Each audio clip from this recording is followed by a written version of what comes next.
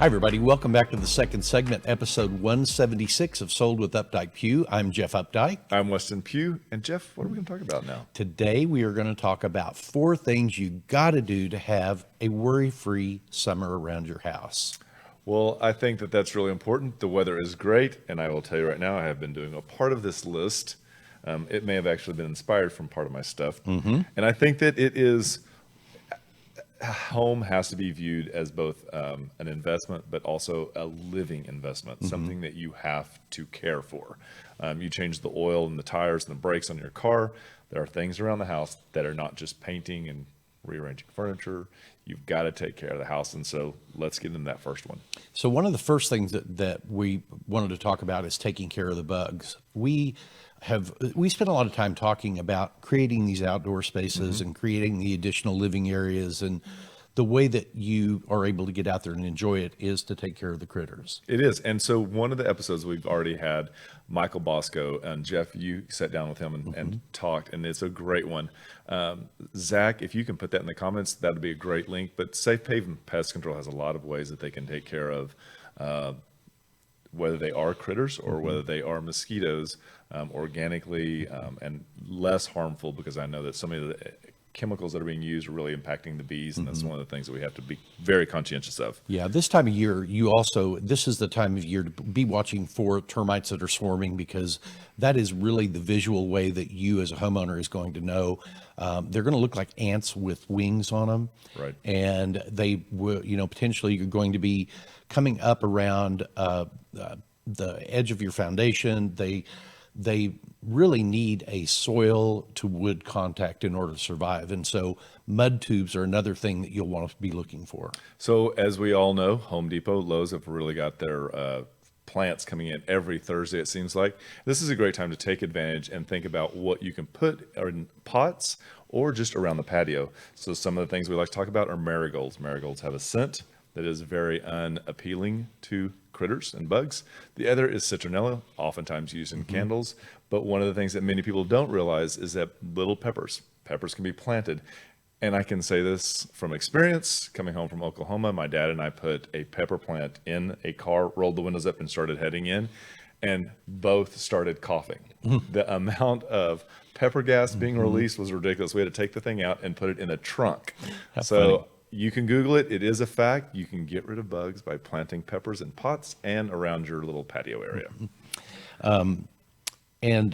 We're removing habitat. So mosquitoes love water. Oh, thank you. One of the things we have to make sure of, sorry about that. One of the things, French drains, people don't realize that in French drains, there's always little troughs that are gridded the whole length of it. That is one of the things that you can have Safe Haven Pest Control treat that will actually neutralize the insects. Also, think about if you've got pots. Any pots that are turned upside down.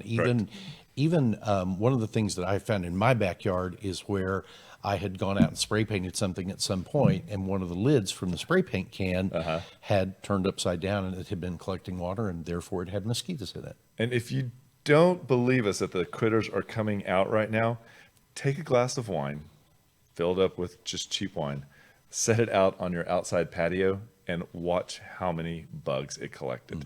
Last night, this was not a experiment I was trying to do, but realized when I reached down for my glass, I probably had 50 little gnats all swimming in my drink. So that's out still and continues to collect today. The number 2 thing you want to do is now's the time to start prepping your beds for putting flowers in, putting seasonal color in, putting bushes in. But it's more than just prepping the beds. It's all of the work that you need to do to ensure that those are going to stay healthy after you plant them. So I'm going to plug North Haven Nursery, because they have a bag of fertilizer that is organic called Hollytone in a 38-pound bag. It is not cheap. It is worth every penny. I have put that all over my ferns, all over my hostas, and to the point where I did not realize there was a hosta there, and I fertilized all other 5. And the other 5 are enormous. Thank you. That's it, Ben. That's exactly it. Are enormous. And this other one looks like a dwarf. It is the craziest thing, Jeff. Funny. Interesting. We now play catch up. I was just walking through my yard yesterday and thought, oh, I need one of those little pop-up things for my yard. Mulching is another way to help control the water saturation and the water retention in many of your plants. I think you had, was it 6 cubic yards of mulch delivered today? 7 were delivered this morning at 7:20, and actually it was Best Garden and Landscape Supplies in Texas and Tennessee is the name of the company that actually supplied that. You can call ahead. They will probably have a minimum. It may be 5 cubic yards is the minimum, but they have ways that you can calculate. We stepped down. It said 10. That seemed aggressive. We're going to go with 7. It will be plenty. But it is one of the great ways to preserve moisture, but also prevent the weeds that will continue to grow. It does look like Texas may become more of a drought this summer. Getting that in now, not letting that soil dry out will really help plants, but maybe even your foundation if it's close enough. Absolutely. And speaking of foundation sprinklers, now is the time to have those checked out and make sure that everything is going the right direction. I know you had an issue where you had a couple of sprinkler heads that were spraying onto the bricks in your home And saturate the brick, because bricks are porous. Huge. It has to be looked at and make sure, because I did not realize, and it was only a tilt by probably like 12, 13 degrees, but that tilt actually hit the brick and just really caused a little bit of an issue. Number 3. We're going to talk about tuning up your AC, and do it now. It's almost too late, but get after it. I just replaced my entire AC after a nightmare 18 months. It was done. And I have to tell you, visiting with the company, if you want their information, I'm happy to share it with you, that I said, so when do you think you're going to get really busy? And he said, when it hits 80 degrees, I guarantee you we will double in traffic. So that being said, do it now while they still have product. The other thing too is that he mentioned that prices went up 8 times last year because of the Supply chain. Thank you. Yeah. And therefore it will continue to go up again this year. So buying it today, it will be cheaper than if you buy it in August. It will be. And one of the big things right now that we're experiencing in our industry is going through the inspections where you've got the old air conditioner compressors that have R22 in them. True.